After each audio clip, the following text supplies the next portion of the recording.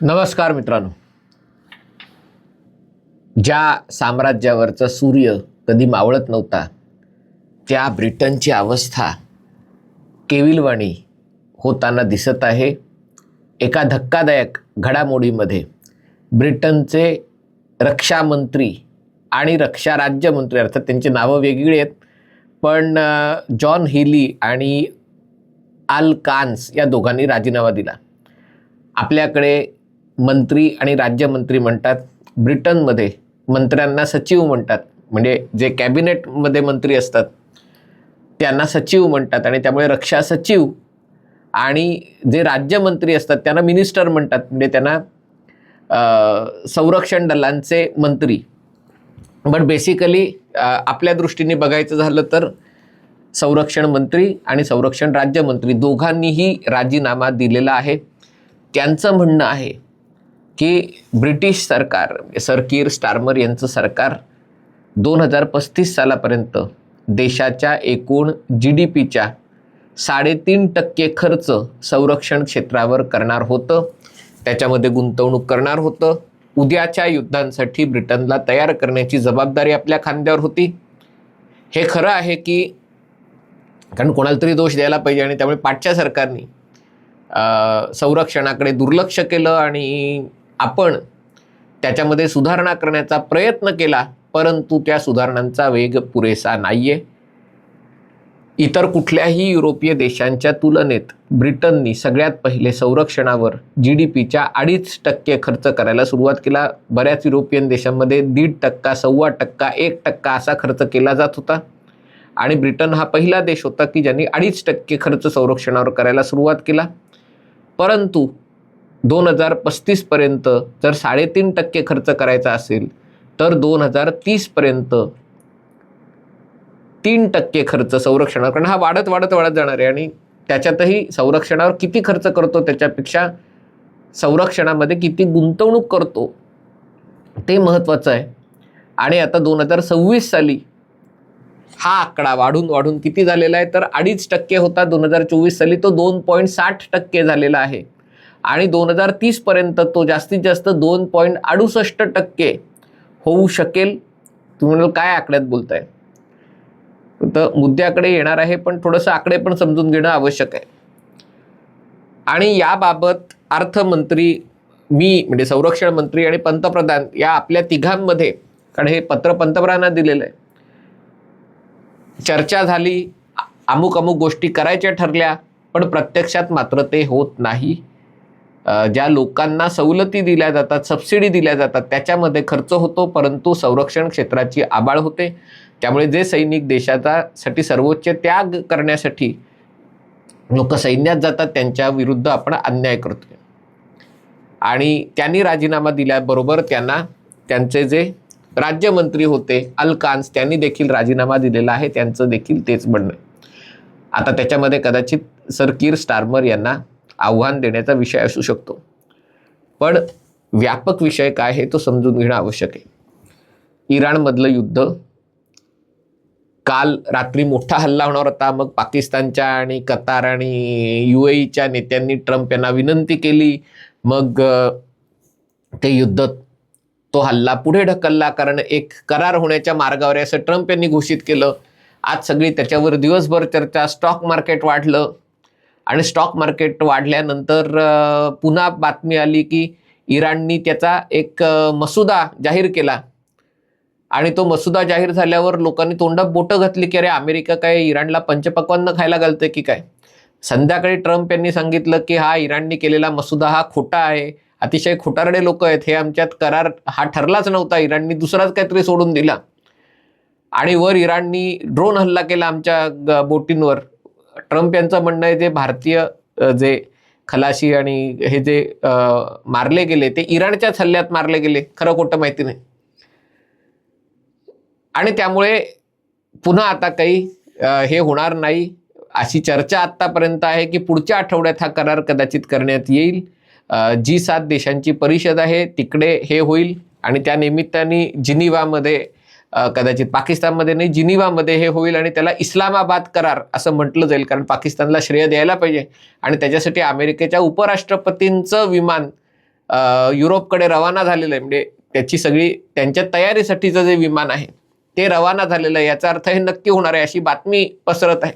पण याच पार्श्वभूमीवर दुसरी बातमी आहे, ती म्हणजे अमेरिका आता नेटोला जी मदत केली जाणार आहे, नेटोसाठी जे योगदान असतं खास करून युरोपीय देशांमध्ये, ते जवळपास 1/3 आपलं योगदान कमी करणार आहे. म्हणजे जी समजा आधी 300 विमानं होती अमेरिकेची युरोपमध्ये, ती आता फक्त 200 असणार आहेत. आधी समजा 90,000 सैनिक असतील तर आता 60,000 सैनिक असणार. म्हणजे 1/3 सैनिक युरोपातनं कमी करून ते आखाती देशांमध्ये किंवा दक्षिण चीन समुद्राच्या अवतीभोवती अमेरिकेत परत आणणार आहे. अशा परिस्थितीत युरोपमध्ये मोठ्या प्रमाणावर चिंता निर्माण झालेली आहे की नेटोमध्ये अमेरिकेच्याच आधारावर सगळं होतं. आणि असं असताना जर अमेरिकेने सैन्य कपात केली, शस्त्रास्त्र कपात केली, तर हे भरून कोण काढणार? ब्रिटनच्या संरक्षण मंत्र्यांना चिंता याची आहे की जर्मनीसारख्या देशांनी, पोलंडसारख्या देशांनी, स्वीडन, नॉर्वेसारख्या देशांनी, म्हणजे ज्यांचं फार संरक्षण क्षेत्रात योगदान नव्हतं, त्यांनी संरक्षण क्षेत्रामधली गुंतवणूक वाढवलेली आहे. ते नवी शस्त्रास्त्र तयार करतात आणि आपल्या हाताला आपण पुढे असायला हवं होतं. कारण लक्षात घ्या, ब्रिटन आणि फ्रान्स यांचं जगभरात साम्राज्य होतं आणि अमेरिकेच्या खालोखाल युरोपच्या सुरक्षेत सगळ्यात मोठी जबाबदारी कोणाची असेल तर ती ब्रिटन आणि फ्रान्सचे दोघेही अण्वस्त्रधारी देश आहेत, दोघेही सुरक्षा परिषदेचे स्थायी देश आहेत, स्थायी सदस्य देश आहेत. पण आज वस्तुस्थिती आहे की नेटोमध्ये तुर्कीचं सैन्य सगळ्यात मोठं आहे, पोलंडचं सैन्य मोठं आहे, जर्मनीची गुंतवणूक सगळ्यात जास्त आहे आणि ब्रिटन या सगळ्यामध्ये मागे राहत आहे. जो खर्च केला जातोय तो चुकीच्या गोष्टींवर, म्हणजे भ्रष्टाचार करण्यासाठी, किंवा जी गोष्ट नेहरूंनी केली की भंगारात गेलेल्या गोष्टी, जुनाट झालेल्या गोष्टी ब्रिटनकडनं जे आपल्याला पैसे मिळाले स्वातंत्र्यानंतर. तुम्ही म्हणाल नेहरूंचा काय संबंध, कशाला उगाच त्यांना आणता बिचाऱ्यांना? पण सांगायचा मुद्दा हा की भारताच्या स्वातंत्र्यानंतर ब्रिटिशांनी जे काही हिशोब ठेवले होते त्यानुसार भारताला जो काही पैसा मिळाला आणि तसंच त्याच्याशिवाय ब्रिटनकडनं भारताला जे काही देणं होतं, तर ब्रिटननी म्हटलं बाबा आमच्याकडे पैसे नाही आहेत, तुमच्या संरक्षणासाठी ज्या गोष्टी आवश्यक आहेत त्या तुम्ही पैशाच्या बदल्यात त्या गोष्टी घ्या. आणि त्या गोष्टी आपण घेतल्या, पण ज्या गोष्टी घेतल्या त्या गोष्टी भंगारात गेलेल्या, ब्रिटन ज्या गोष्टी भंगारात काढणार होते अशा गोष्टी आल्या आणि आपण त्याचं कौतुक करत बसलो की बघा या भंगारात जाणाऱ्या गोष्टींनी आपण कसं युद्ध, रुस्तम पिक्चर हा त्याच्याबद्दलच आहे.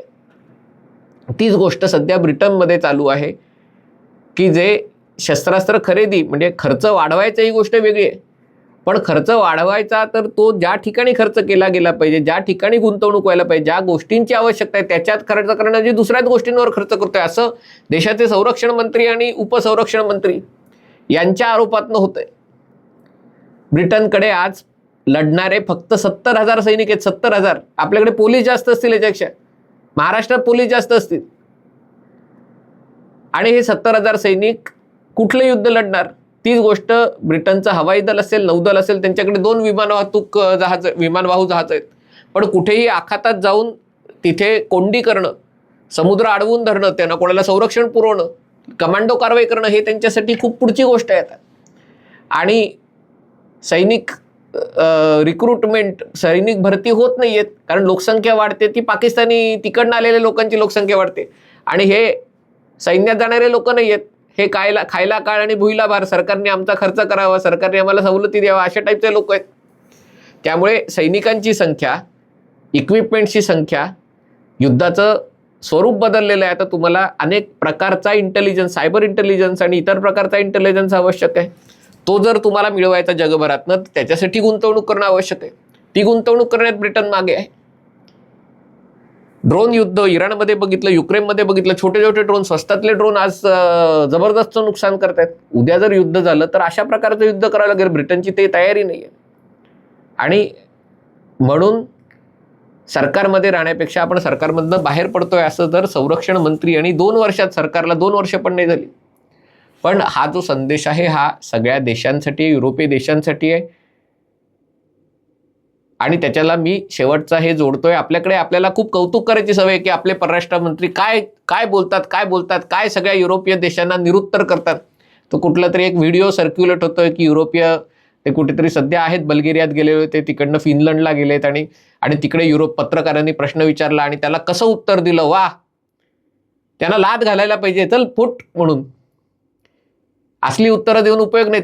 ज्यांना स्वतःचं संरक्षण करता येत नाही ते तुम्हाला जर अक्कल शिकवत असतील की तुम्ही हे का करता, तुम्ही ते का करता, यांना अजिबात स्पष्टीकरण देण्याची गरज नाही. चल मला घ्यायचंय, काय करणार आहे, चल, असं बोललं पाहिजे. पण ठीक आहे, अजून आपण त्यांना आपली मुत्सद्दीगिरी, त्यांना युरोपीय देशांचा मान राखून त्यांना कोपरखळ्या मारण्यात वगैरे जर आपल्याला कौतुक वाटत असेल तर तो ज्याच्या त्याचा कौतुकाचा भाग आहे. परंतु जी ब्रिटनची अवस्था आहे तशी अवस्था युरोपमधल्या अनेक देशांची.